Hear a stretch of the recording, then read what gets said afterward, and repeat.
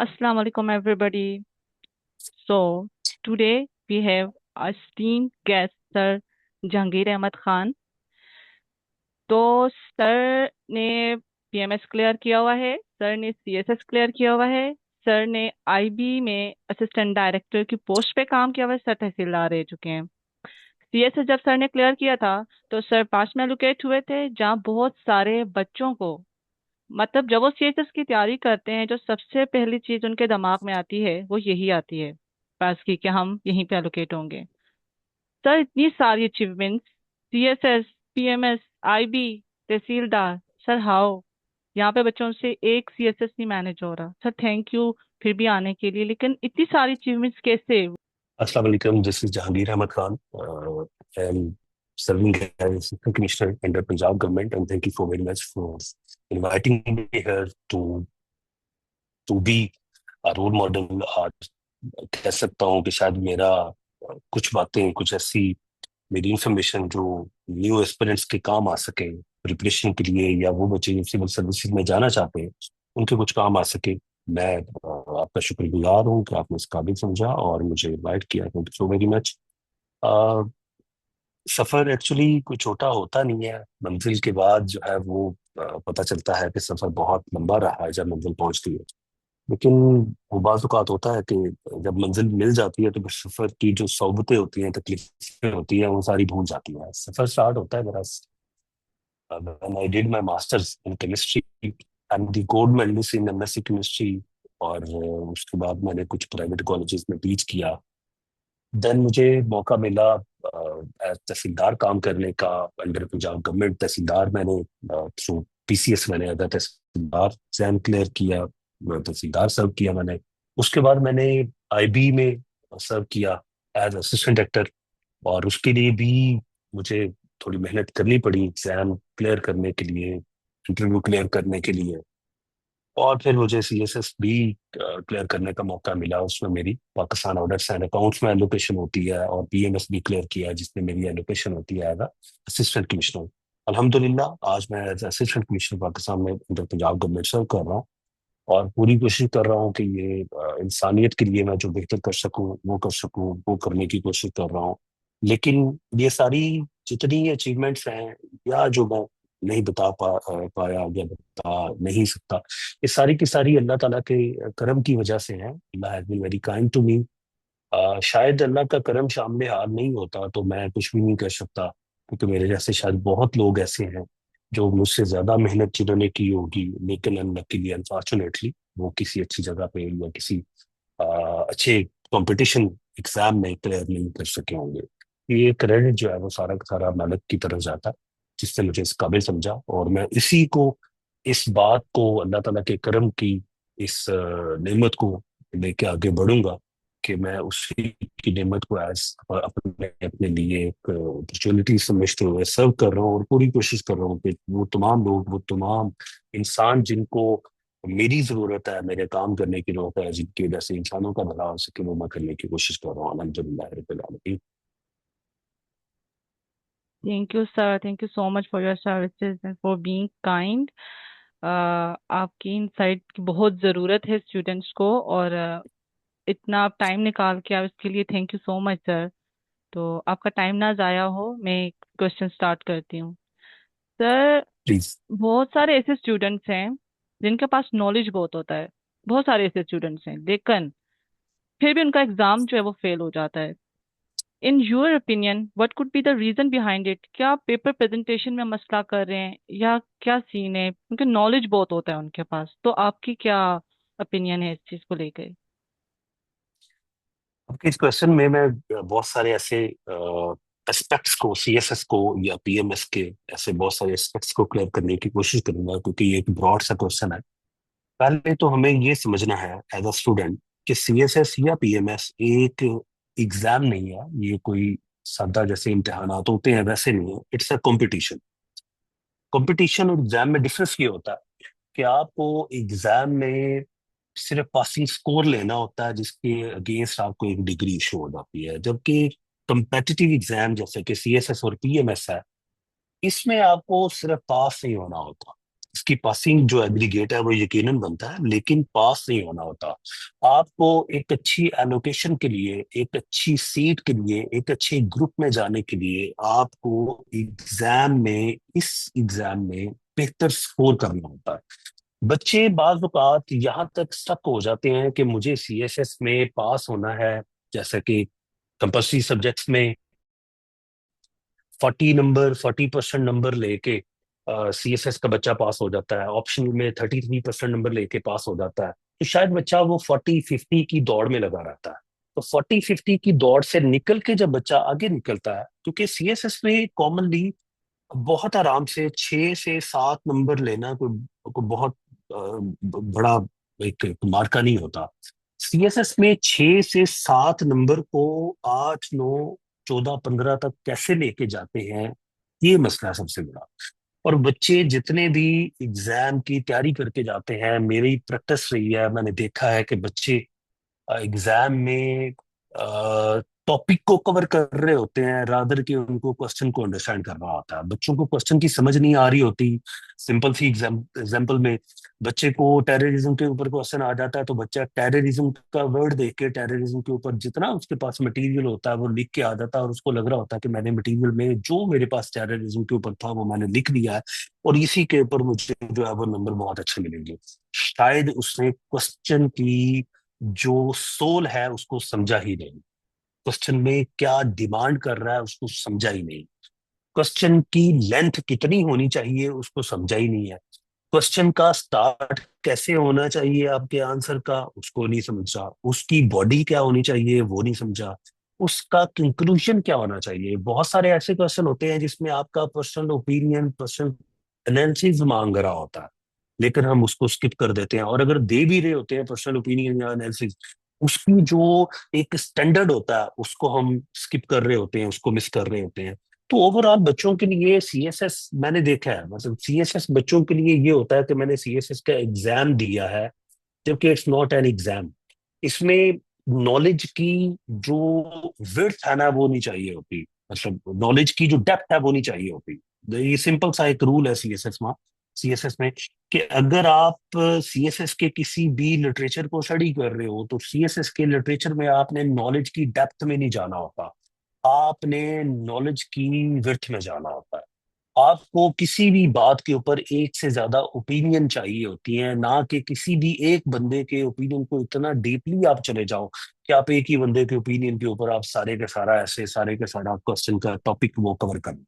तो आमतौर पर बच्चे जो है वो यहाँ पर 2-3 एरियाज में जो है वो फ्लॉ का जो है वो शिकार हो रहे होते जी सर। सर, एक क्वेश्चन है और ये बहुत फ्रिक्वेंटली आस्क्ड क्वेश्चन है। बच्चे ये करते भी हैं। बच्चों का ना ये सोचना है, या वो हमारे पास भी आते हैं तो उनका ये पॉइंट ऑफ व्यू होता है कि जितने भी टीचर्स को पॉसिबल हो वो अप्रोच करते हैं ऐसे के लिए, एक के बाद एक टीचर। टीचर्स का अपने एक वे होता है पढ़ाने का ऐसे, और फिर वो कंफ्यूज हो जाते हैं। और इसके बावजूद कि वो जितने भी टीचर्स को कंसल्ट करते हैं, वो एट द एंड उनका ऐसे फेल हो जाता है, वो बहुत डिसहार्ट हो जाते हैं। सब what do you think are the main issues in this regard? बड़ा इंटरेस्टिंग क्वेश्चन है, और ये बड़ी कॉमन प्रैक्टिस है। मैं इसमें एक चीज ऐड करता जाऊंगा कि सीएसएस में हर साल तकरीबन 1 लाख बच्चा प्रिपरेशन के लिए एकेडमीज की तरफ जाता है, जिसमें तकरीबन कोई 25 to 28 थाउजेंड स्टूडेंट होता है जो एमपीटी क्लियर करता है। उसमें से फिर कोई 12 से 10 एक हजार बच्चे होते हैं, 10 to 12 थाउजेंड बच्चे होते हैं जो कि सीएसएस एग्जाम देते हैं। और उनमें से जो वेल प्रिपेयर्ड होते हैं फॉर सीएसएस, वो तकरीबन कोई 800 से 1200 के करीब बच्चे होते हैं, 800 to 1200 बच्चे होते हैं जो सीएसएस के लिए वेल प्रिपेयर्ड होते हैं। सबसे पहली बात यह है कि सीएसएस में फेल होने की या पासिंग रेशो जो है वो कम होने की ये कुछ वजूहत हैं जो मैंने आपके सामने गोश गुजारी हैं। और इसके साथ जितने भी हमारे फेलियर्स होते हैं, अगर 12,000 बच्चा भी सीएसएस के लिए प्रेयर होता है ना, तो उसमें 98% स्टूडेंट फेल होने वाले सीएसएस ऐसे में फेल होते हैं। तो ऐसे में फेल होने वालों की जो तादाद है, जो नंबर ऑफ फेलियर्स है, वो ऐसे में सबसे बड़ी है। और ये शुरू से ऐसे होता जा रहा है।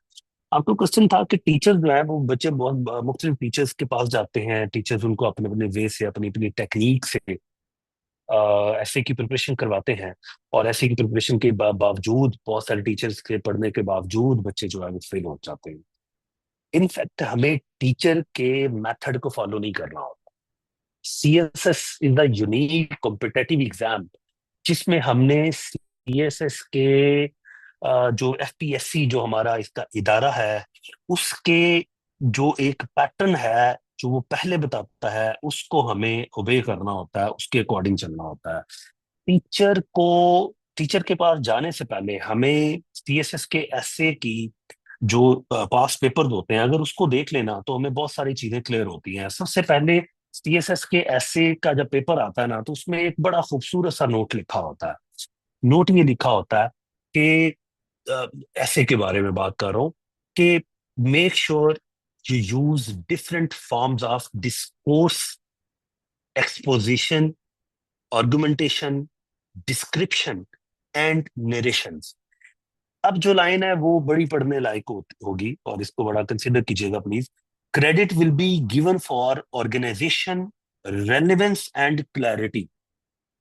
एग्जाम में क्वेश्चन पेपर के ऊपर बिल्कुल एग्जैक्टली आपके ऐसे लिखने का एक मेथड बता देता है एग्जामिनर आपको कि आपने ड्यूरिंग राइटिंग योर ऐसे आपने किन एरियाज के ऊपर फोकस करना है, आपने ऑर्गेनाइजेशन ऑर्गेनाइज करना है, आपने अपने ऐसे को आपने ऐसे को बिल्कुल आपके जो भी आइडियाज हैं, जो भी ओपिनियंस हैं, जो भी आपके व्यूज हैं उनकी क्लैरिटी होनी चाहिए, एम्बिगुइटी नहीं होनी चाहिए उसमें।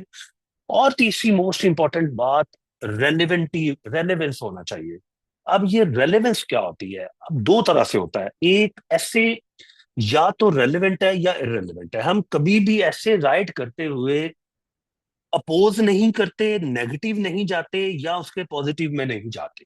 हमने या तो रेलेवेंट रहना होता है या इररेलेवेंट रहना होता है। ऐसे में इररेलेवेंट रहने के लिए रूम स्पेस बहुत कम होती है। ऐसे में हमें रेलेवेंस की तरफ ज्यादा जाना होता है। अब इररेलेवेंस की तरफ हम कहाँ जा सकते हैं? इररेलेवेंस की तरफ हम जा सकते हैं अगर हमारे पास कोई ऐसा टॉपिक आ जाता है जो हमारा नेशनल डायलेमा हो। लाइक हमारा टेररिज्म एक नेशनल डायलेमा है, नेशनल एक इश्यू है, हम यहाँ पर इररेलेवेंस की तरफ जा सकते हैं।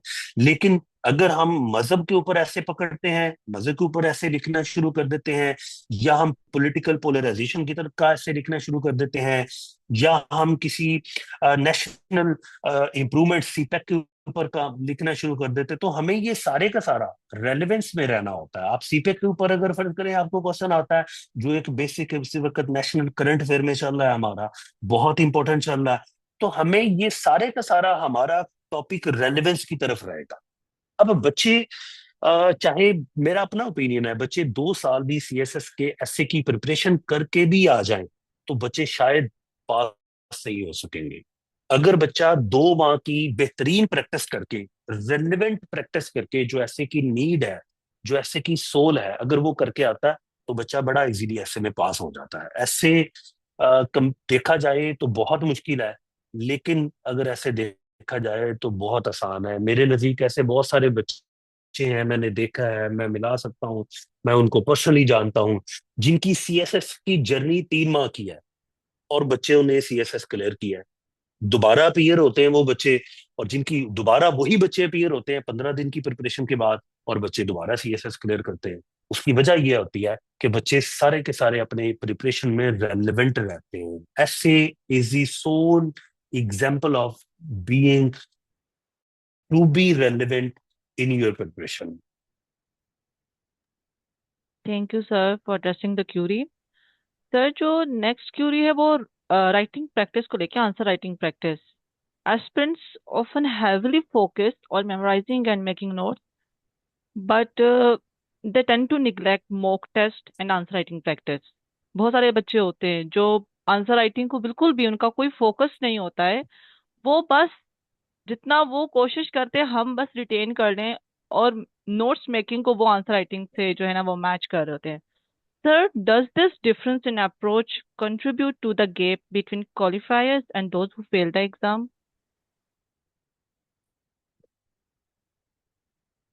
बिल्कुल ऐसा ही है। It's a common practice from the side of students. हम बहुत सारे स्टूडेंट्स को देखते हैं, ऐसा एस्पिरेंट्स को देखते हैं जो सिलेबस तो बड़े आराम से बड़े मजे से कवर कर लेते हैं, लेकिन जैसे ही उनको अगर हम प्रैक्टिस का पूछें कि आपकी राइटिंग प्रैक्टिस क्या है, तो मैं ऐसे बच्चों को भी जानता हूँ जिनके एग्जाम 15 दिन पहले, 1 माह पहले अगर उनसे पूछा जाए कि आपकी, या 2 माह पहले उनसे पूछा जाए कि आपकी राइटिंग प्रैक्टिस शुरू से लेके अब तक क्या रही है, तो बच्चे ये आंसर करते हैं कि सर हमारी राइटिंग प्रैक्टिस जो है वो सारे दिन में शायद हम 1 घंटा राइटिंग प्रैक्टिस करते हैं, इससे ज्यादा कर नहीं पाते। तो यकीनन फेल होने वाले बच्चों की एक बहुत बड़ी रीजन जो है वो राइटिंग प्रैक्टिस भी है। मेरे नजदीक सीएसएस को हम कुछ पार्ट्स में डिवाइड कर सकते हैं, इसकी प्रिपरेशन को अगर डिवाइड करें तो सबसे पहले इसकी प्रिपरेशन में सीएसएस का सिलेबस कवर करना होता है। नंबर 2, हमने जो सिलेबस कवर किया उसको हमने कैसे ड्राफ्ट किया है, उसके लॉन्ग नोट्स कैसे बनाए हैं हमने, और फिर उसी लॉन्ग नोट्स को हमने शॉर्ट नोट्स में कैसे कन्वर्ट किया है। उन्हीं शॉर्ट नोट्स को ultimately at the end of the day, eight the end of the preparation time, आप एग्जाम्स के पास जाके आपके पास इतना टाइम नहीं होता कि आप पूरी बुक को रिवाइज करें, तो आप वही जो शॉर्ट नोट्स आपने बनाए होते हैं, आप उन्हीं शॉर्ट नोट्स को देखते हैं, तो आपकी वही एक पूरी बुक जो आपने 100 मार्क्स के लिए पहले कोई 1 माह पहले लगा के प्रिपेयर की होगी, वहां पर आप 4 घंटे में उसको रिवाइज कर लेते हैं।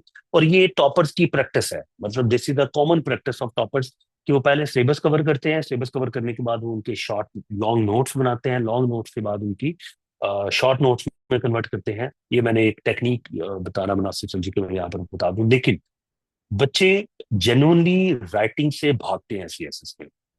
और मेरे नजदीक सीएसएस को अगर मुझसे कोई सिंपली ये कहे कि आप सीएसएस को डिफाइन करें, तो मैं ये कहूंगा कि आफ्टर कंप्लीशन योर सिलेबस, आपकी सीएसएस की डेफिनेशन 3 वर्ड्स है, वो है राइट, राइट एंड राइट। आप जितना लिख सकते हो सीएसएस के सिलेबस को, सीएसएस की थ्योरीज को, जर्नल्स को, रिसर्च को, एडिटोरियल्स को, प्रेसी को, एसे को, long notes, short notes, new events को, न्यू करंट अफेयर्स को, न्यू एडिटोरियल्स को, जितना लिख सकते हो आप उतना ज्यादा अपने पास होने को, अपने जो एलोकेशन को स्टैंप लगा दो। तो लिखना जो है ये यकीनन बहुत जरूरी है। अगर मैं इसको डिवाइड करूं कि सिलेबस खत्म होने के बाद आपका सबसे अहम काम क्या होना चाहिए, तो मैं कहूंगा कि सिलेबस खत्म होने के बाद आपके पास 2 काम बचते हैं सिर्फ।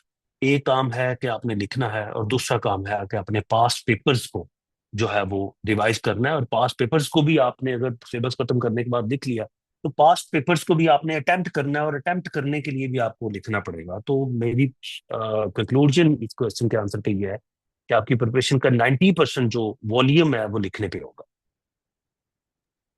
जी सर। सर अभी आपने आर्टिकल्स की बात की। सर न्यूज़पेपर्स को लेके ना, न्यूज़पेपर रीडिंग को लेके ना बच्चे बहुत कंफ्यूज हैं। What advice sir would you give regarding effective reading for exam, or to the extreme should aspirants even consider reading newspapers or end of the year magazines are enough? Sir इसमें कुछ। अच्छा question है, और ये बड़ा helpful होगा अगर बच्चे इसको बड़े गौर से सुने और इसके ऊपर अगर अमल करने की कोशिश करें। न्यूज़पेपर में एक ट्रेडिशन चली आ रही है बहुत अरसे से कि हम डॉन को पढ़ते हैं। डॉन के अलावा भी हमारे पास बहुत सारे सोर्सेज हैं, लेकिन हम स्टार्ट जो है इंग्लिश की प्रिपरेशन की वो डॉन से करते हैं। इंग्लिश की प्रिपरेशन की डॉन से करने की रीजन, बेसिक रीजंस ये हैं कि आपको जब एडिटोरियल, मतलब डॉन से पढ़ लें या कहीं से पढ़ लें, डॉन बोलने की वजह पीछे थोड़ी सी ये है कि डॉन एक स्टैंडर्ड वर्डिंग यूज करता है, एक ऐसी वर्डिंग यूज कर सकता है जिससे आपकी वोकेबलरी जो है वो बड़ी अच्छे से एनहांस हो सकती है। आप अगर एडिटोरियल पढ़ते हो, अगर आप करंट अफेयर के ऊपर आपकी बड़ा कीन ऑब्जर्वेशन है, तो आपको एडिटोरियल पढ़ने से कुछ बेनिफिट हो सकते हैं। नंबर सबसे पहला जो है वो ये है कि आपको डाटा मिलता है फॉर योर करंट अफेयर। आपको करंट अफेयर के लिए एक बेहतरीन डाटा, अपडेटेड डाटा मिलता है डेली बेसिस पे। नंबर 2, आपको वोकेबलरी मिलती है, आपकी वोकेबलरी इनहेंस होती है while you are studying the editorial. और मेरे ख्याल में वोकेबलरी के साथ साथ प्रेसी का 20 नंबर का पेपर होता है, जिसमें पहले 10 एमसीक्यूज होते हैं, जिसमें सिनोनिम और एंटोनिम पूछे जाते हैं, जिसकी जिसकी डोमेन बहुत बड़ी है। एक बहुत गहरा समंदर है जिसको अगर आप डिक्शनरी से पढ़ने की कोशिश करते हो, 20 नंबर की तैयारी कोशिश करते हो, तो वो कभी नहीं हो पाएगी। तो सिंपलेस्ट वी ये है कि अगर आप एडिटोरियल पढ़ते हो तो आप वो एडिटोरियल इतना स्मार्ट और इतना गुड इन वैल्यू होना चाहिए कि आप वहां से करंट अफेयर का डाटा भी उठा रहे हो, आप अपनी वोकेबलरी भी इनहेंस कर रहे हो, और वोकेबलरी इनहेंस करने के साथ साथ मेरे नजदीक अगर आप कोई वर्ड अपनी वोकेबलरी में ऐड करते हो तो उस वर्ड का सिनोनिम और उसी वर्ड का जो एंटोनिम है वो सामने लिखना है आपने और उसको प्रिपेयर करना है इस तरह। अगर आप एक वर्ड अगर आप एक वर्ड रोजाना किसी एक एडिटोरियल से उठाते हो, और अगर आप रोजाना के दो एडिटोरियल पढ़ते हो और दो वर्ड उठाते हो, तो दोनों वर्ड्स के दो सिनोनिम और दो एंटोनिम आप सामने लिख के अगर आप देखें तो आपके पास एक वर्ड के अगेंस्ट 5 वर्ड्स आपने प्रिपेयर कर लिए हैं, जिसमें आपने 20 नंबर के सिनोनिम और एंटोनिम को भी साथ आपने थोड़ा सा टच दिया है प्रिपरेशन का। आपने अपनी वोकेबलरी भी इनहेंस किया है जो अल्टीमेटली आपको प्रेसी में, एसे में और बाकी मुख्तलिफ सब्जेक्ट में आपके काम आएगी। और तीसरे नंबर पे आपकी जो है वो इतना डाटा बैंक आपके पास हो जाता है जो आपको सीएसएस के पेपर में बहुत मुख्तलिफ जगहों पे हेल्प देता है। सीएसएस में, ऐसे में वोकेबलरी का होना बहुत जरूरी है। आपके पास मटेरियल बाज औकात होता है, आपके पास इतना डाटा होता है बाज औकात कि आप समझते हो कि जो ऐसे आपने पकड़ा है आप उस ऐसे को इलेबोरेट कर सकते हो, लिख सकते हो, लेकिन आपके पास वोकेबलरी नहीं होती। Because all people know that कि हमारे पास यहाँ पर बैरियर लैंग्वेज का आता है, और उसको लिखने के लिए आपको इंग्लिश की जरूरत पड़ेगी, डेफिनेटली पड़ेगी। अब उसके लिए अगर आप किसी एक वर्ड को किसी पैराग्राफ में मल्टीपल टाइम रिपीट कर रहे हो तो भी एग्जामिनर देख रहा है। आपको कोशिश ये करनी होती है कि आप किसी भी पैराग्राफ में एक वर्ड को मल्टीपल टाइम रिपीट ना करो, और उसके लिए बेहतरीन है कि आपके पास वोकेबलरी जितनी अच्छी होगी, जितना अच्छा वोकेबलरी बैंक होगा आपके पास, उतना अच्छा आप उसको ड्राफ्ट कर सकते हो। तो इसमें कोई शक नहीं है, आपको एडिटोरियल जो है वो इनिशियली, ये मेरा मैं वर्ड यकीनन यहाँ पर ऐड करना चाहूंगा, इनिशियली एडिटोरियल एक बेस्ट वे है to start, kick start off your preparation for CSS. जी सर। सर, अभी आपने ग्रामर की सिनोनिम्स वगैरह की बात की, तो जो हमारा इंग्लिश का पेपर है प्रेसी का, उसको बच्चे ना प्रेसी के नाम से याद रखते हैं। यहाँ पे बच्चे ट्रेड ऑफ करते हैं 80 मार्क्स का, वो ट्रांसलेशन पे काम नहीं करते। जैसे आपने बोला है वोकेबलरी न्यूज़पेपर हर बच्चा नहीं पढ़ पाता, वहां पे उनकी वोकेबलरी भी इतनी नहीं होती है, सिनोनिम्स नहीं देखते, फ्रेजल वर्ब नहीं देखते। 20 मार्क्स प्रेसी में होता है ग्रामर, लेकिन जो आप एक डेडिकेटेड उसकी तैयारी करते हो ग्रामर की, वो नहीं करते। और जब प्रेसी का पेपर उनके सामने आता है तो उस मोमेंट के ऊपर उनको ये याद आता है कि प्रेसी तो सिर्फ 20 मार्क्स की थी, 80 मार्क्स की तो तैयारी करना भूल गए। सर, आप इन बच्चों को क्या कहना चाहेंगे? बिल्कुल ऐसा ही है। आपके क्वेश्चन सुनते हुए मैं यही बात को लेके स्माइल भी कर रहा था कि ये प्रेसी जो है, एक ये एग्जाम पेपर का नाम तो हो सकता है, एक पेपर का टाइटल है प्रेसी, लेकिन जो सेकंड टाइटल है उसको बच्चे अक्सर भूल जाते हैं, which is named as composition. ठीक है। और 80 मार्क्स की कंपोजिशन का मटेरियल, ग्रामर का मटेरियल है जिसको बच्चे जो है वो इग्नोर कर देते हैं और प्रेसी की तरफ लगे रहते हैं। प्रेसी 20 नंबर की है, अगर सपोज करें आप प्रेसी छोड़ देते हैं, सपोज करें, हालांकि प्रेसी मेरे नजदीक, एक ट्रू प्रेसी की preparation do not need more than 7 days. मतलब आप 7 दिनों में प्रेसी की एक ट्रू सेंस में प्रिपरेशन कर सकते हैं। उसके बाद आपकी प्रैक्टिस है, प्रैक्टिस आप करते रहें, कोई भी एडिटोरियल का कोई अच्छा सा पैराग्राफ पकड़े और उस पैराग्राफ को जो है वो आप उसकी प्रेसी बना लें, तो ये तो प्रैक्टिस चलती रहती है, और प्रेसी को इतना रॉकेट साइंस नहीं है। लेकिन बच्चे प्रैक्टिस करते ही नहीं है प्रेसी की, मतलब प्रेसी की भी प्रैक्टिस नहीं करते, ऐसे की भी प्रैक्टिस नहीं करते। और प्रेसी की प्रैक्टिस में तो स्पेशली बच्चों को ये लग रहा होता है कि उनके पास इतना नॉलेज होना चाहिए, इतना नॉलेज होना चाहिए कि शायद वो शायद कोई पीएचडी कर रहे हैं प्रेसी में। भी ऐसा हरगिज नहीं। प्रेसी 20 नंबर की है, इसको 20 नंबर की लेके चलना चाहिए। और 20 नंबर इतने जरूरी तो नहीं है कि मतलब आप बाकी जो 80 मार्क्स का पेपर है इसी कंपोजिशन का उसको आप इग्नोर कर दो। प्रेसी की प्रिपरेशन जो है वो बड़े आराम से हो सकती है एक वीक में। और उसके बाद आपकी प्रैक्टिस, अगर आप प्रैक्टिस करते हो रोजाना, प्रेसी को आधा घंटा भी देते हो, आप वीक में कलेक्टिवली 4 घंटे भी दे देते हो प्रेसी को, मतलब एक दिन छोड़ के भी एक दिन 1 घंटा देते हो, तो फिर भी आपकी प्रेसी की प्रैक्टिस चलती अगर रहे तो प्रेसी में पास हुआ जा सकता है।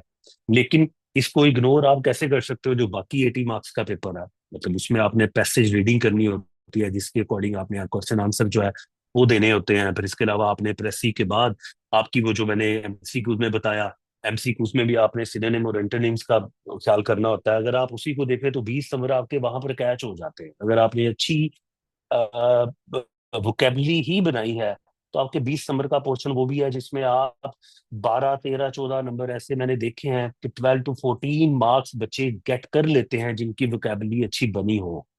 उसके बाद भी आपके पास पंक्चुएशन आ जाती है, पंक्चुएशन भी आप इग्नोर कर रहे होते हो प्रेसी की टेंशन लेके। तो मेरे ख्याल में आपको प्रेसी को उतना ही टाइम देना चाहिए, उतनी ही उसकी अपनी उसके साथ परेशानी को नहीं करना चाहिए जितना वो इम्पोर्टेंट है। और 20 मार्क्स का प्रेसी है, उसके लिए इतना ही इंपॉर्टेंट है, इससे ज्यादा और क्या हो सकता है? आपको प्रेसी को एक एक डेडिकेटेड टाइम देना चाहिए, उसके बाद आपके बाकी पेपर्स की प्रिपरेशन भी और उसकी प्रैक्टिस भी करनी चाहिए, मेरा बिलीव ये है। जी सर।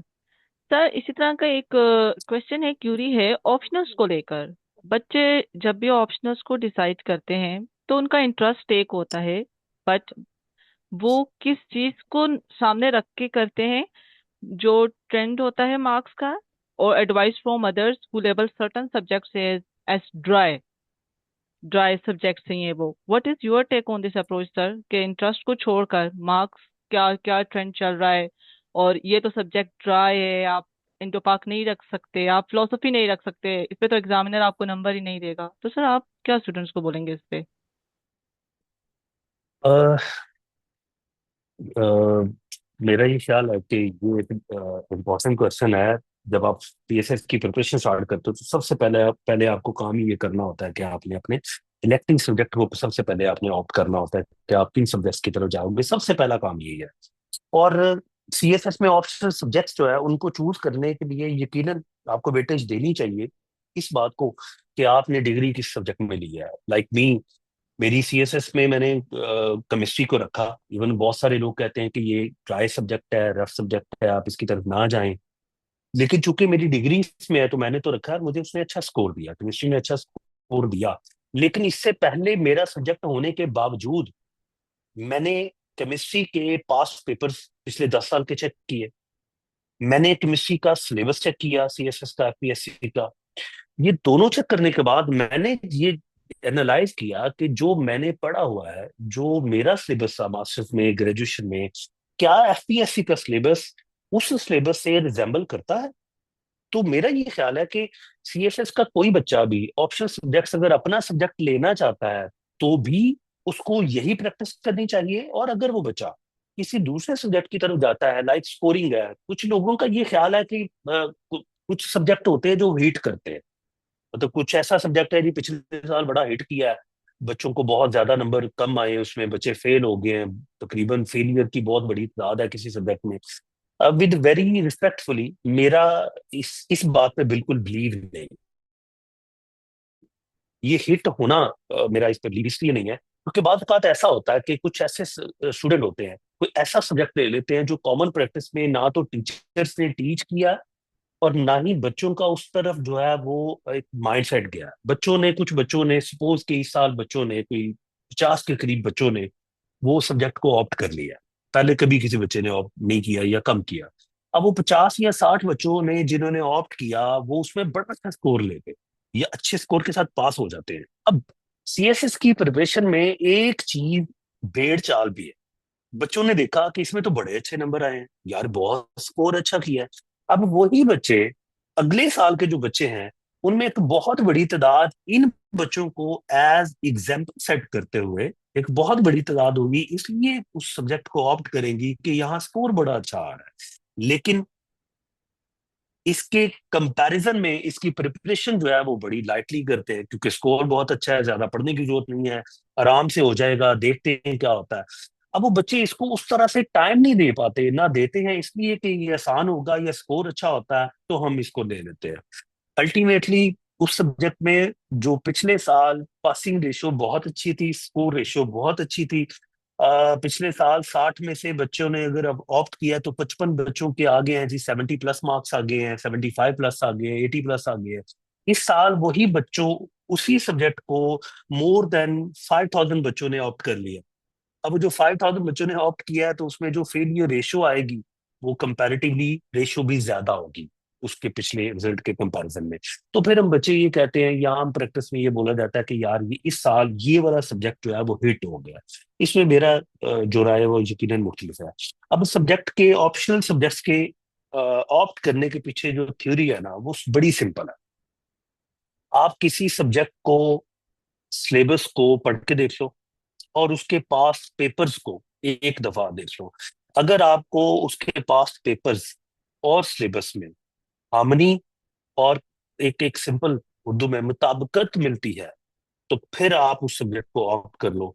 और अगर आपको उसमें थोड़ा सा ये भी ऐड करूंगा कि अगर आपको उसमें कहीं आपके नियरेस्ट अप्रोच में आपको उसमें गाइडेंस मिल सकती है तो फिर भी मैं चाहूंगा कि वो ऑप्ट कर दिया जाए। लेकिन अगर आपका अपना सब्जेक्ट है किसी में आपने लाइक कहा जाता है कि अगर आपने इंग्लिश में लिटरेचर में किया हुआ है तो आप इंग्लिश लिटरेचर में ऑप्शनल ऑप्ट नहीं करें क्योंकि इंग्लिश लिटरेचर के ऑप्शनल को एज अ ऑप्शनल वो बड़ी दूर निकल जाता है, वो इंटरनेशनल सिलेबस की तरफ भी निकल जाता है, ये भी कहा जाता है। तो उसमें फिर मैं यकीनन बच्चों से ये कहूंगा कि वो पास्ट पेपर्स एक दफा जरूर कंसल्ट करें। अगर पास्ट पेपर्स में लगता है कि जो उन्होंने अपनी डिग्री में पढ़ा है वो सिलेबस और पास्ट पेपर उसके में को रिलेट कर रहे हैं तो यकीनन ऑप्ट करना चाहिए, अदरवाइज फिर किसी और सब्जेक्ट को देखना चाहिए।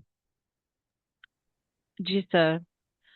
सर बहुत सारे ऐसे बच्चे हैं जो CSS PMS की तैयारी कर रहे होते हैं जो मिडिल क्लास फैमिलीज से होते हैं, and they carry a burden to extend financial support to their families as well. तो ऐसे बच्चों को आप क्या मतलब वो किस तरीके से मैनेज करें, साथ उन्होंने अपने घर की भी रिस्पॉन्सिबिलिटी को पूरा करना होता है और साथ वो हम पाकिस्तान में ये टफेस्ट एग्जाम है और इसकी भी तैयारी करनी होती है, तो वो किस तरीके से इसमें एक बैलेंस लेके आए। मेरे ख्याल में तो सीएसएस की प्रिपरेशन के लिए एकेडमी जाना बहुत जरूरी नहीं है, किसी कोचिंग को लेना बहुत जरूरी नहीं है। आप सारे सब्जेक्ट्स के लिए एकेडमी ज्वाइन करते हैं, मेरा ये ख्याल है कि ये बहुत जरूरी तो नहीं है कि आप एकेडमी ज्वाइन करें। सीएसएस की प्रिपरेशन आप सब्जेक्ट वाइज खुद कर सकते हो और उसके लिए सिर्फ आपका एक डेडिकेटेड टाइम होता है जो आपने देना होता है। आप सीएसएस की प्रिपरेशन में आपको एक चीज का ख्याल करना होता है, वो ये है कि आप अपना रोजाना डेली बेसिस पर एक डेडिकेटेड टाइम जो है वो आपको निकालना है और उसको देना है। इसके अलावा आपको सीएसएस की प्रिपरेशन में कोई और इतनी समझ लें कि वो नहीं है शिक्षण, क्या आपने ऐसे ही करना है। रही वो बच्चे जो बेचारे अफोर्ड नहीं कर सकते तो भाई मेरे पास ऐसे एग्जाम्पल्स हैं। मैं खुद आपके सामने ऐसी एज ए एग्जाम्पल बैठा हूँ कि मैंने अपनी सारी प्रिपरेशन जो है वो विदाउट एकेडमी टीचिंग किसी से कोचिंग लिए बगैर की है। मैंने एसए की प्रिपरेशन के लिए एक वीक की कोचिंग ली थी और मैंने टीचर से पहले ही कहा था कि सर मुझे एक वीक में सिर्फ एक ऐसे बनाना सिखा दे, फिर मैं खुद कर लूँ। और मैंने एक ऐसे ही बनाना सीखा था किसी टीचर से और उसके बाद मैंने ऐसे खुद ही किया। प्रेसी में भी चूंकि मेरी बीएससी है तो हमें बीएससी और बीए में जो बच्चे होते हैं दोनों में डिफरेंस होता है कि जो बीए के बच्चे होते हैं उन्होंने ग्रामर अच्छी पढ़ी होती है अपनी ग्रेजुएशन में, जो बीएससी के बच्चे होते हैं उनकी ग्रामर सिलेबस में थोड़ी कम होती है, तो मुझे प्रेसी का भी कुछ ज्यादा हॉनो नहीं थी। इसी तरह मैंने टीचर से दोबारा से ये रिक्वेस्ट की कि सर मुझे सिर्फ एक वीक की आपने कोचिंग मुझे चाहिए जिसमें आप सिर्फ मुझे प्रेसी एक दफा बनाना सिखा दें, बाकी मैं कर लूँ। तो टीचर ने मुझे सिर्फ प्रेसी बनाना सिखाई, उसके बाद मैंने सिर्फ प्रेसी की प्रैक्टिस की और प्रैक्टिस की मैंने टीचर को चेक करवाई कि सर ये मेरी प्रैक्टिस सिर्फ इसको इवेलुएट कर दें। तो आपको सारे सब्जेक्ट्स के लिए आपको जाने की जरूरत नहीं होती है। बैकग्राउंड मेडिकल का है, बैकग्राउंड फैशन डिजाइनिंग का है, अगर आपका बैकग्राउंड मास कम्युनिकेशन का है, भी डिफरेंट सब्जेक्ट से का भी सिलेबस देखना है। आपके पास बहुत सारे सीएसपी ऑफिसर्स अपने अपने सोशल मीडिया पोर्टफोलियोज में आपको गाइडेंस दे रहे हैं, फ्री ऑफ कॉस्ट गाइडेंस है। आप वहां से बेसिक टेक्निक्स ले सकते हैं और जेन्युइनली सेइंग आपको सीएसएस की प्रिपरेशन में सिर्फ बेसिक टेक्निक्स चाहिए। आप अगर पूरी प्रिपरेशन किसी के जिम्मा कर देते हैं ना, मैं बड़ी माजरत के साथ साथ शायद कि अकेडमीज वाले इख्तलाफ करें मेरी इस बात पे, तो मैं ये चाहूंगा कि ये मेरी अपनी राय है, राय से इख्तलाफ किया जा सकता है, लेकिन ये मेरी पर्सनल प्रेफरेंस भी थी, इसलिए मैं ये यहाँ पर मेंशन कर रहा हूँ कि अगर आप सीएसएस की प्रिपरेशन मुकम्मल तौर पे किसी एकेडमी या किसी टीचर के ऊपर छोड़ देते हैं ना, कि मैं सारी जो टीचर या एकेडमी करवाएगी मैं वो करूंगा या वो करूंगी, तो मैं मेरा ख्याल है कि वो बच्चा पास उसके लिए होना मुश्किल होगा। आपको सीएसएस की प्रिपरेशन की बेसिक टेक्निक्स, कॉन्सेप्ट्स चीजों के बनानी कैसी हैं, और उनको जैसे ऐसे है, प्रेसी है, पेपर लिखने की टेक्निक क्या है, पेपर को स्टार्ट कैसे करना है, क्वेश्चन की लेंथ क्या होनी चाहिए, क्वेश्चन के मार्क्स, मार्क्स को देखें। सीएसएस में एलोकेशन जो है ना, वो बेहतरीन डिजायर्ड एलोकेशन आपकी 700 प्लस पे स्टार्ट होती है। आपको रिटर्न में 700 प्लस आता है तो स्टार्ट होती है, तो 700 प्लस के लिए 720 मैंने एक सोचा हुआ है कि हर बच्चे को 720 के लिए स्ट्रगल कर लिया। आपके पास 12 सब्जेक्ट्स है, हर सब्जेक्ट में आपको 60 मार्क्स चाहिए to reach at 720। 60 multiply by 12 is equal to 720 marks. अगर आप 720 ले लेते हो तो फिर आपको इंटरव्यू के लिए परेशान होने की जरूरत नहीं पड़ती। अब 720 का मतलब यह है कि हर सब्जेक्ट में 60 मार्क्स। 60 मार्क्स का मतलब यह है कि आपको हर सब्जेक्ट में, हर क्वेश्चन पेपर में, हर क्वेश्चन में जो आप क्वेश्चन अटेम्प्ट कर रहे हो, आप अगर फर्ज करें आपका 4 मार्क्स का, आपका 4 क्वेश्चंस का अगर आपका पेपर है, तो आप 60 को 4 में डिवाइड कर लो, 4 के साथ डिवाइड कर लो, तो इट विल बी 15 मार्क्स। आपको 15 मार्क्स की स्ट्रगल करनी है हर क्वेश्चन के लिए। अब हर क्वेश्चन में 5 से 6 नंबर लेना तो बहुत आसान है, लेकिन इस 6 नंबर को का जो जर्नी है 6 से 15 तक का, ये बड़ा मुश्किल है। और उन बच्चों के लिए मुश्किल है जिन्होंने मुकम्मल रिलाय किया है एकेडमीज के ऊपर, और मुकम्मल रिलाय किया है किसी एक टीचर के ऊपर या टीचर्स के ऊपर। आपको सीएसएस, मैंने सीएसएस में आपको डेप्थ में नहीं जाना होता। आप किसी एक बंदे की ओपिनियन में, किसी एक बंदे की गाइडेंस की डेप्थ में चले जाओगे तो आपको वही 5 से 6 नंबर मिलेंगे। आपको सीएसएस के नॉलेज के लिए ब्रेथ में जाना होता है, आपको एक्सपैंड होना होता है, आपको एक ही बात के लिए मुख्तलिफ ओपिनियन चाहिए होते हैं, मुख्तलिफ लोगों की ओपिनियन चाहिए होती है, मुख्तलिफ थ्योरीज चाहिए होती हैं। एक ही थ्योरी की डेप्थ में, एक ही ओपिनियन की डेप्थ में नहीं जाना होता।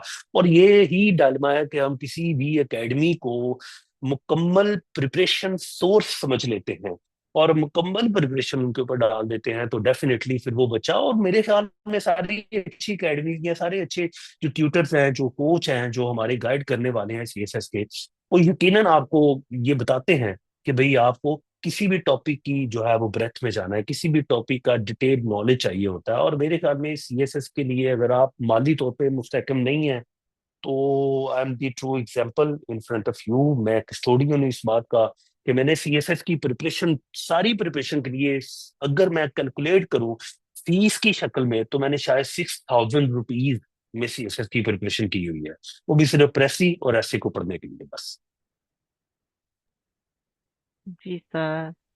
सर बहुत सारे ऐसे बच्चे हैं जो जॉब कर रहे होते हैं।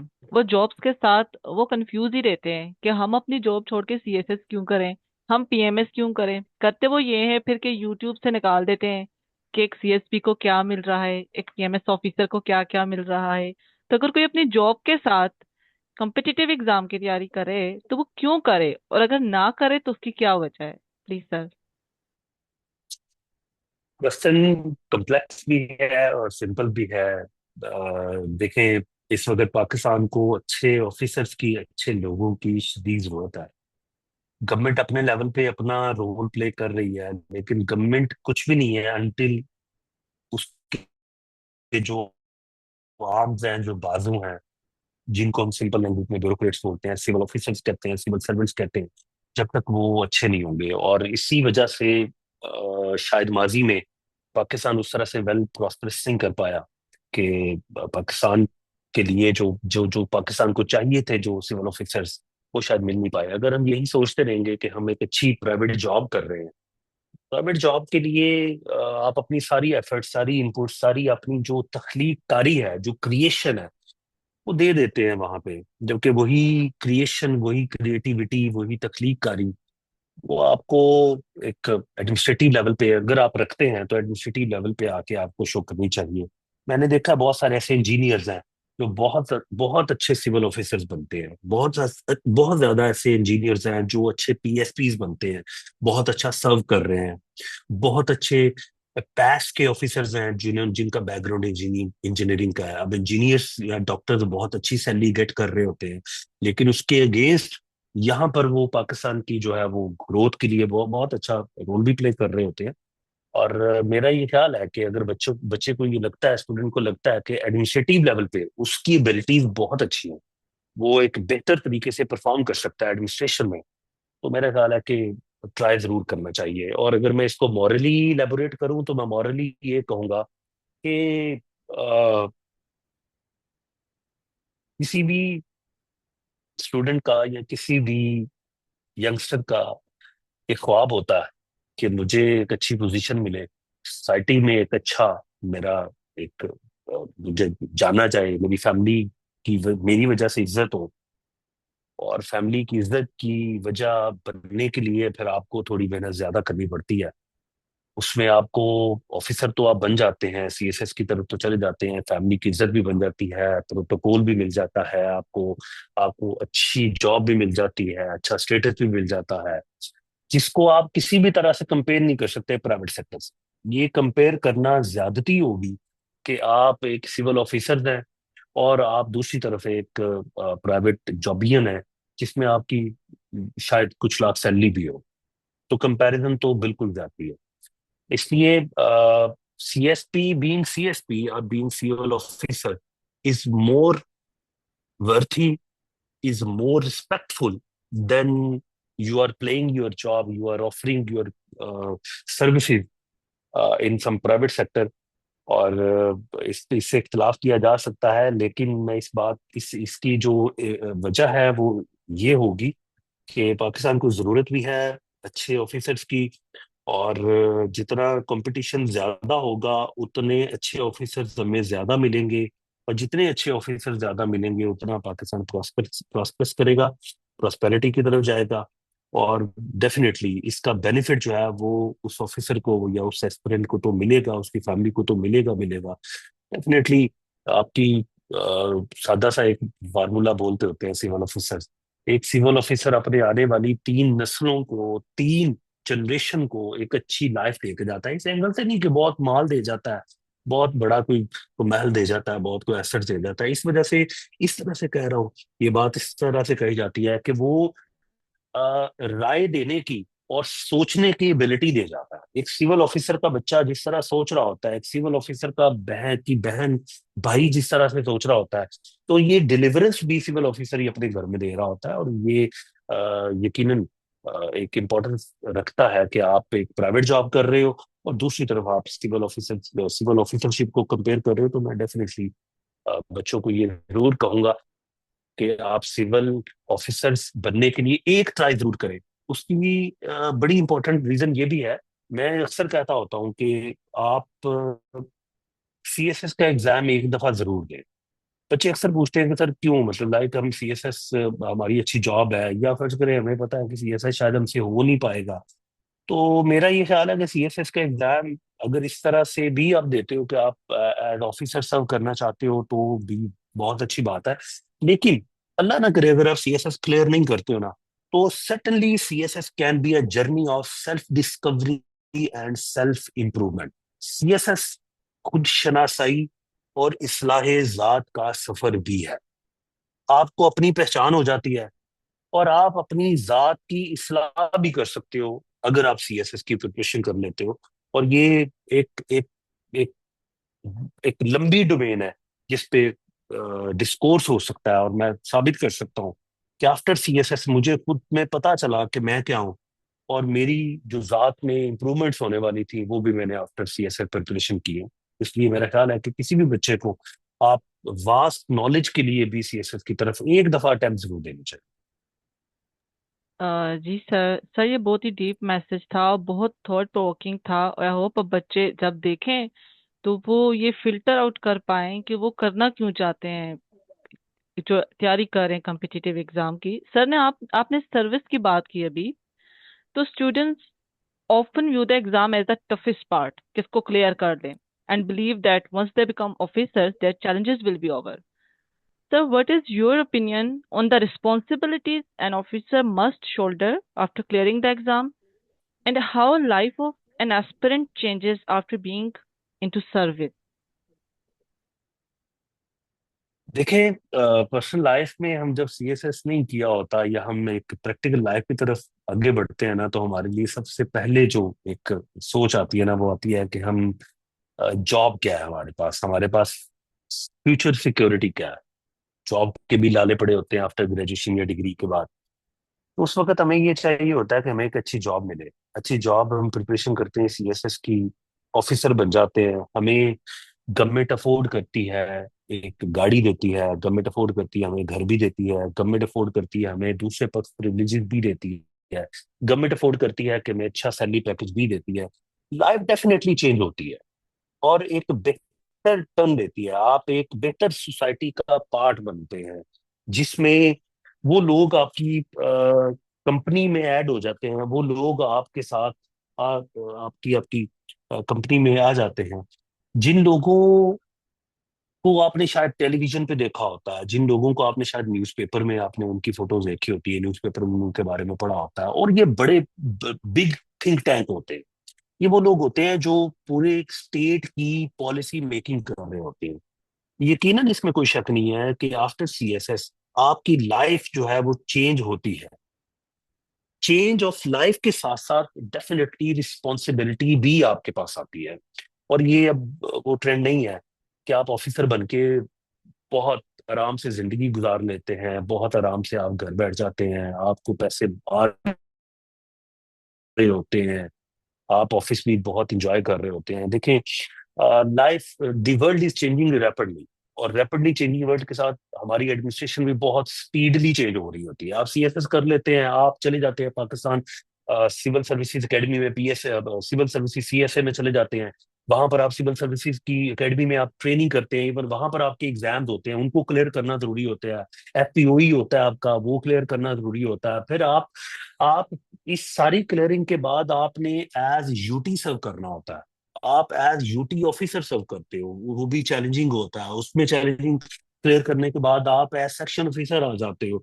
वो सेक्शन ऑफिसर की का जो टेन्योर होता है वो भी एक चैलेंजिंग टेन्योर होता है। आपकी एज ऑफिसर लाइफ, सारी लाइफ चैलेंजिंग होती है। आप 17 स्केल से अगर आप 21st स्केल में भी जाके रिटायर होते हो ना, तो फिर भी आपकी लाइफ एज ऑफिसर चैलेंजिंग है। आपने पाकिस्तान के मुख्तलिफ डोमेन्स में जाके मुख्तलिफ एस्पेक्ट्स के मुख्तलिफ तरीकों के साथ मुख्तलिफ पॉलिसीज को इम्प्लीमेंट करना है। और even at the day of end of the day आप पॉलिसी मेकिंग में भी आ जाते हो। और पॉलिसी मेकिंग जब करनी होती है ना, तो वो एक बहुत शदीद मुश्किल काम होता है। देखने में लग रहा होता है कि ये बहुत आसान है, लेकिन ये बहुत मुश्किल काम होता है। और ये तभी पॉलिसी मेकिंग होती है जब आप रूट लेवल से लर्न करके 17 स्केल में एज लाइक आप एसी आते हो, असिस्टेंट कमिश्नर पास में आ जाते हो, फिर आप एडिशनल डिप्टी कमिश्नर हो जाते हो, डिप्टी सेक्रेटरी हो जाते हो, डीसी हो जाते हो, सेक्रेटरी हो जाते हो, कमिश्नर हो जाते हो।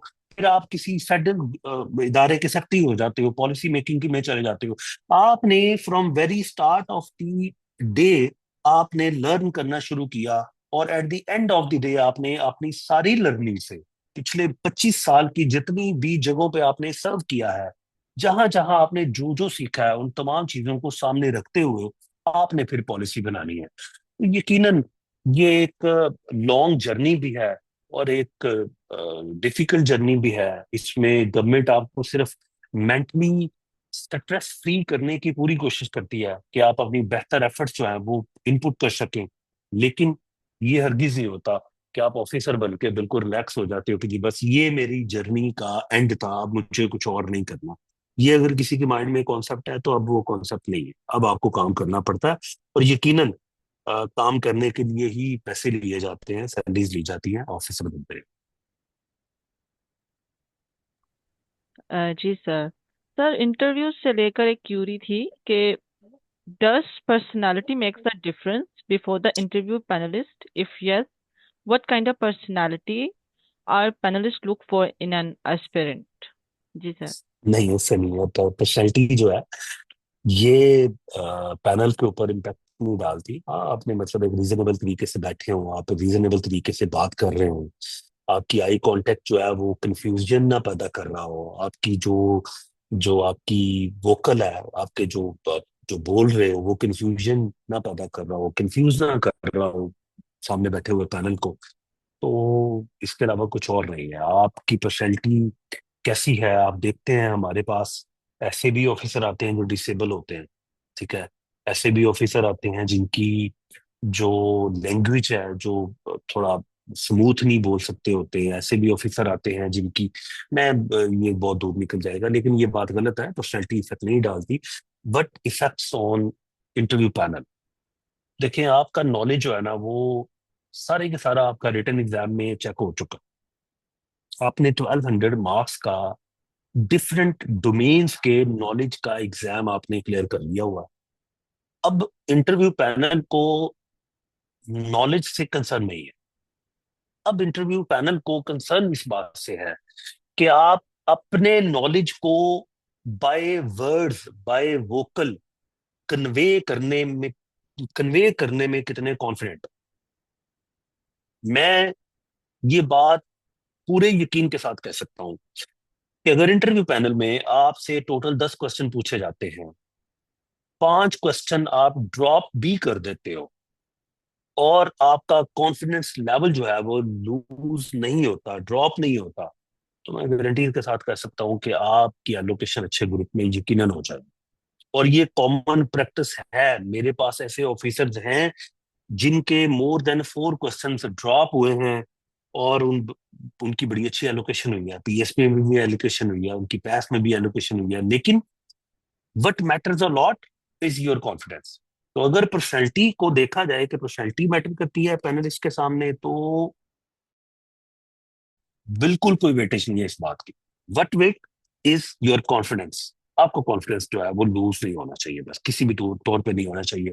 आपके माथे पे क्वेश्चन को पूछ लिया और क्वेश्चन का आंसर आपको नहीं आया और आप हकलाना शुरू कर देते हो, आपके माथे पे पसीना आ जाता है, आप कंफ्यूज हो जाते हो, आप नजरें चुराना शुरू कर देते हो, आप जिसने क्वेश्चन पूछा है उसकी तरफ देख, मतलब आप में हिम्मत नहीं होती कि आप उसकी तरफ दोबारा देख सके क्योंकि क्वेश्चन का आंसर नहीं आया।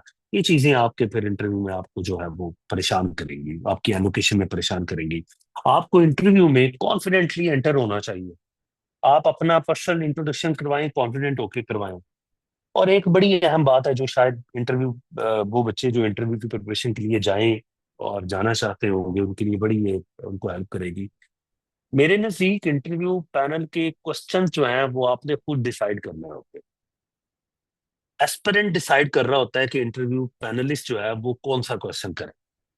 आपके सब्जेक्ट्स जो आपने रिटर्न में किए हैं ना, ऑप्ट किए थे, या तो क्वेश्चन वहां से आ रहे हैं, या अगर आपको कोई जनरल क्वेश्चन पूछ लिया जाता है तो उस क्वेश्चन के आंसर में आपने कितना इंट्रैप्ड, कितनी किस बाउंड्री में रहना है। उस बाउंड्री, ऐसी बाउंड्री के अंदर रहें कि पैनलिस्ट उसी आंसर में से कोई ऐसा पॉइंट पकड़ के क्वेश्चन ना बना ले जिसकी फर्दर डोमेन में आपके पास डेटा बैंक या नॉलेज ना हो। आप अपने क्वेश्चन के आंसर को प्रिसाइज रखें और प्रिसाइज के साथ साथ आप उसकी जो बाउंड्री है वो उस लिमिट को, उसकी बाउंड्री को इतना रखें कि आपसे अगर उसी आंसर के अंदर से आपका पैनलिस्ट आपसे क्वेश्चन पूछता है, करता है, तो आप उसका फर्दर आंसर दे सको। ना कि आपको आंसर अगर एशिया का पूछा जाए और एशिया का आंसर देते देते आप यूरोप और अमेरिका और अंटार्कटिका निकल जाते हो और आपको यूरोप के को आइडिया ही नहीं है वहां पे रेलेवेंसी का, तो डेफिनेटली मैं श्योर हूं कि पैनलिस्ट आपसे फिर यूरोप के बारे में क्वेश्चन पूछेगा।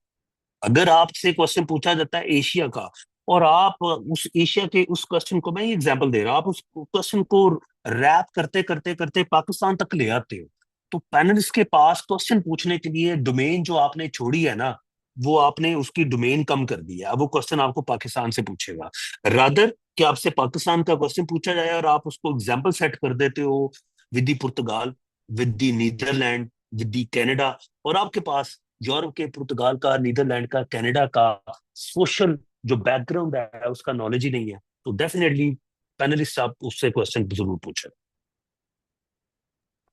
जी सर, समझ आ गया आपकी बात के स्टिक टू पॉइंट रहना है और कॉन्फिडेंट रहना है बस। सर एक चीज है, आजकल हम देखें इतना मीडिया सेचुरेटेड टाइम पीरियड है, एकेडमीज बाहर भी हैं, आप इन पर्सन भी बच्चे पढ़ रहे हैं और ऑनलाइन भी बहुत सारे चैनल्स हैं बच्चों के पास. While this can be beneficial, it also becomes a double-edged sword, leaving students confused about where to go, who to trust. What is your message for young aspirants जो अपनी अभी अपनी तैयारी के फेज में हैं, और वो 10-10 जगह उनके सामने और उनको समझ नहीं आ रही हम लोग किस पे ट्रस्ट करें और किधर जाएं, और यहाँ वहां से पूछ रहे हैं. तो क्या मैसेज है आपका यंग एस्पिरेंट्स के लिए? ऐसे बच्चे जो बिल्कुल अभी स्टार्ट से सीएसएस की प्रिपरेशन करना चाह रहे हैं, उनके लिए सबसे पहले यह है कि वो आप अपने ग्रामर को सेट करना शुरू करें, वोकेबलरी इनहेंस करना शुरू करें। आप अपनी जो डाटा बैंक है उसके ऊपर काम करना शुरू करें, जो जनरल डाटा बैंक है, लाइक करंट अफेयर में अपना इंटरेस्ट डेवलप करें, पाकिस्तान अफेयर में अपना इंटरेस्ट डेवलप करें। इन चीज़ों के ऊपर आप अपना इकोनॉमी के ऊपर इंटरेस्ट डेवलप करें। सबसे पहले बच्चे कुछ इन एरियाज में अपना इंटरेस्ट डेवलप कर ही नहीं पाते, तो वो एंड तक नहीं बेचारों से हो पाता। मेरा ख्याल है कि सबसे पहले बच्चों को अपना इंटरेस्ट जो है ना वो इस तरफ लेके आना चाहिए कि वो उन टॉपिक्स की तरफ आए, उन एरियाज की तरफ आए जो कि सीएसएस का एक लाजमी मजमून पार्ट है। इन इंटरेस्ट के बाद बच्चों जैसे बच्चा अपनी एक प्रैक्टिकल प्रिपरेशन की तरफ आता है ना, तो फिर बच्चे को सबसे पहले अपने कंपल्सरी सब्जेक्ट्स का सिलेबस देखना है, फिर ऑप्शनल सब्जेक्ट्स ऑप्ट करने हैं और सिलेबस को कवर करना है। सिलेबस ऑप्शनल सब्जेक्ट्स का मेरा ख्याल है कि 80-90% बच्चा खुद कवर कर लेता है। जो कंपल्सरी सब्जेक्ट्स हैं उनमें भी पाकिस्तान फेयर हो गया, करंट फेयर हो गया, ये बच्चा काफी हद तक कवर कर लेता है। हमारे इस्लामिक स्टडीज है उनमें भी कवर कर लेता है। जनरल साइंस एंड एबिलिटी है वो भी बच्चा कवर कर लेता है। प्रेसी और ऐसे को तो अभी साइड पे रखूंगा। तो मेरा ये ख्याल है कि बच्चों को सबसे पूछना हो, बच्चे को स्टार्ट करना चाहिए अपने डाटा बैंक को इनहांस करे, अपनी प्रायोरिटी सेट करे, अपना इंटरेस्ट चेंज करे। अगर पहले इंटरेस्ट उसका क्रिकेट था या जनरल बुक्स रीडिंग थी, तो अब उसका इंटरेस्ट जो है ना वो करंट अफेयर के ऊपर आएगा। जितना करंट अफेयर के ऊपर आएगा वो उतना ब्रॉड अपना डाटा डाटा बैंक जो है वो बनाने की तरफ जाएगा। Number one. नंबर टू ये है कि हमारे पास इतने ज्यादा सारे सोर्सेज हैं, तो बिल्कुल नया आने वाला बच्चा कंफ्यूज हो जाता है कि उसने किस तरफ जाना है। तो मेरा ये ख्याल है कि बच्चे को, और ये डायलेमा है, बच्चा सीएसएस की प्रिपरेशन करते हुए ना तो 10 दफा बेचारा एंजाइटी के अटैक्स क्लियर करता है। उसको ये लग रहा होता है कि शायद मुझसे होगा नहीं, शायद एक ऑफिसर या टीचर ये ऐसे बता रहा है, दूसरा ऑफिसर टीचर जो है वो ऐसे बता रहा है, तो पता नहीं दोनों में ठीक किसका है, अब मैं किसकी तरफ जाऊं। बल्कि मेरे पास एक ऐसी एग्जांपल भी है कि एक बच्ची, पिछले साल जो एग्जाम का रिजल्ट आया उस बच्ची की दिसंबर में वो बच्ची ने डिसाइड किया कि मैं पेपर नहीं दूं। दिसंबर में सारा साल तैयारी की, कुछ 6-8 माह, दिसंबर में कहती कि मैंने पेपर नहीं देने। क्यों नहीं देने? क्योंकि मुझे लगता है कि मैं पास नहीं हो सकती, क्योंकि मुझे लगता है कि मेरी तैयारी नहीं है। अच्छा, किसी ने उसको मोटिवेट किया, मोटिवेट करने के बाद उससे फैसला किया चले मैं देती हूँ, कुछ तो होगा ना। अब वो बच्ची जो दिसंबर में 2 माह पहले ये प्लान करके बैठी थी कि मैंने सीएसएस के पेपर नहीं देने, सीएसएस के एग्जाम होते हैं, रिजल्ट आता है और उसके रिजल्ट में वो सीएसएस में थर्ड पोजीशन पे आती है, सीएसएस में थर्ड पोजीशन लेती है। और आप बिलीव करें कि किसी ने अगर उसको मिसगाइड किया या खुद वो एंग्जाइटी के का शिकार हुई है, या खुद वो पैनिक कंडीशन में आई है, या खुद वो कंफ्यूज हुई है, अगर वो उस कंफ्यूजन की स्टेट में रहती, तो हमारी एक बहुत अच्छी स्टूडेंट, एक बहुत अच्छी ऑफिसर, हम उससे जो है वो महरूम हो जाते। तो ये चलता है इसकी प्रिपरेशन में। मेरा ख्याल है कि बच्चों को बहुत, इंटरनेट एक जंगल है, ये डाटा बैंक का जंगल है। तो इंटरनेट में एक सर्च करते हैं तो आप निकल जाते हैं, यूट्यूब पे देख लें, गूगल में देख लें, आपको पास हजारों वीडियोस आ जाती हो। मेरा ये ख्याल है कि इंटरनेट में आपको सिर्फ रिसर्च के लिए जाना चाहिए। आप एक टॉपिक को, मैंने जैसे बताया कि आप डेप्थ ऑफ नॉलेज की तरफ ना जाएं, आप ब्रेथ ऑफ नॉलेज की तरफ जाएं। ठीक है? आपकी ब्रेथ ऑफ नॉलेज का मतलब यह है कि आपने कोई एक थ्योरी का सिलेबस आपने देखी, कोई टॉपिक है उसकी थ्योरी आपने पढ़ ली सिलेबस से, फिर आपके पास कोई भी उसका सोर्स है, कोई बुक है, आपने वहां से पढ़ ली। This is not enough. आप कहें कि मैंने बुक से तैयार कर लिया टॉपिक को, ये इनफ नहीं है। इनफ क्या है? अब इससे आगे आपने निकलना है, इससे आगे इंटरनेट से ये आपने इंफॉर्मेशन लेनी है कि आप इसी एक थ्योरी के ऊपर, इसी एक ओपिनियन के ऊपर मुख्तलिफ लोगों के व्यूज कैसे ले सकते हो। तो इंटरनेट के ऊपर अगर आप जाते हो तो इस माइंडसेट के साथ जाओ कि आपने अपने ब्रेथ ऑफ नॉलेज को एक्सपैंड करना है, ना कि मुख्तलिफ लोगों की इस बारे में ओपिनियन लेनी है कि प्रेसी कैसे लिखते हैं, मतलब ए पर्सन कहता है कि प्रेसी ऐसे लिखने, बी पर्सन कहता है कि प्रेसी ऐसे लिखनी चाहिए, तो दोनों डिफरेंट तरह से कह रहे हैं, तो आप कंफ्यूज हो जाओगे यकीनन। आपकी प्रेसी के लिए भी आपके पास एक रीजनेबल सोर्सेज मौजूद हैं, जिनको अगर आप फॉलो करें, किसी अच्छे टीचर के पास जाएं जो पहले से सीएसएस के बच्चों को कोच कर रहा था, उसको देख लें, आप उनसे गाइडेंस ले लें। और इस बात का खास ख्याल रखें, अगर आप किसी टीचर के पास जाते हैं तो ये श्योर कर लें कि या तो उसने खुद सीएसएस किया है और उसमें वो पास हुआ है, या वो टीचर पहले से सीएसएस के स्टूडेंट्स को पढ़ा रहा है और उसके स्टूडेंट जो है वो पास हो रहे हैं और अच्छा स्कोर कर रहे हैं, तो फिर आप टीचर्स के ऊपर लाई करें। और रही इंटरनेट की तरफ जाने की बात, तो मैं ये कहूंगा कि इंटरनेट पे जाएं, लेकिन ब्रेथ ऑफ नॉलेज के लिए, डेप्थ ऑफ नॉलेज के लिए ना जाएं। एक ही बात के ऊपर आप उसकी डेप्थ में निकल जाते हो तो फिर यकीनन आप कंफ्यूज होते हो, और कंफ्यूजन अल्टीमेटली आपको एंग्जाइटी में लेके जाती जी sir. Sir, one last question before we end with this insightful discussion with you. Sir, are you teaching also? है। मैडम, यस, मैं एक सर्विस के तौर पर स्टार्ट किया मैंने, और national institute of competitive exams एक एकेडमी है जिसमें मैं सर्व कर रहा हूँ, सर्व नहीं कर रहा है, दो सब्जेक्ट टीच कर रहा हूँ। और मुझे बड़ी खुशी होती है बहुत सारे बच्चों को टीच करते हुए, क्योंकि मेरी एक ब्लड लाइन में है कि मैं टीचर भी हूँ और एडमिनिस्ट्रेटर भी हूँ, और मैं टीच कर रहा हूँ। इंशाल्लाह कुछ ही दिनों में हम लाहौर में भी इंशाल्लाह मैं सेटअप में। और इसका सोल पर्पज ये है कि मैं अपने फ्री टाइम में, जिसमें मेरी सर्विसेज इफेक्ट ना हो, वो जो मेरा अपना पर्सनल टाइम होता है, मैं सिर्फ उसमें टीच कर रहा हूँ। और अल्हम्दुलिल्लाह यस, आई एम टीचिंग। जी सर, आपकी अकेडमी लाहौर में होगी? एट दिस टाइम मैं टीच कर रहा हूँ गुजरांवाला में, मेरी एकेडमी नहीं है ये। कुछ दोस्त सवाब हैं, कुछ मेरी ही माइंडसेट से मिलने वाले लोग हैं, उनकी एकेडमी गुजरांवाला में है, और वही लाहौर में भी सेटअप स्टार्ट कर रहे हैं। लेकिन ये है कि इसमें कंसल्टेशन मेरी मैक्सिमम है, मतलब गाइडेंस जो है वो मेरी बहुत मैक्सिमम मेरी गाइडेंस है, एकेडमिक्स गाइडेंस मेरी है सारी। जी sir. Sir, thank you so much for your valuable time. And Allah आपको ऐसे ही, अल्लाह ने आपको ऐसे बहुत तरक्की दे दी है, लेकिन अल्लाह आपको और भी तरक्की दे, ताकि आप ऐसे ही हमारे लिए सर्व करें। और जो इतने यंग एस्पिरेंट्स हैं जिनके दिमाग में इतनी क्यूरीज थी, जो कि हम बच्चों से ही लेकर आए हैं आपके लिए, तो आई होप वो एड्रेस हो गई हो। अगर कोई बच्चा आपसे पर्सनली सर पढ़ना चाहे तो। This is very good to talk to you, और मुझे बड़ा अच्छा लगा कि एस्पिरेंट्स जो है वो इतना कीनली ऑब्जर्व करते हैं, इतनी कीनली चीजों को देखते हैं, और उनमें अभी भी थर्स्ट है नॉलेज को सीख करने की। और आपकी अगर मैं देखूं तो ये आपकी भी एफर्ट है, this effort is definitely considerable.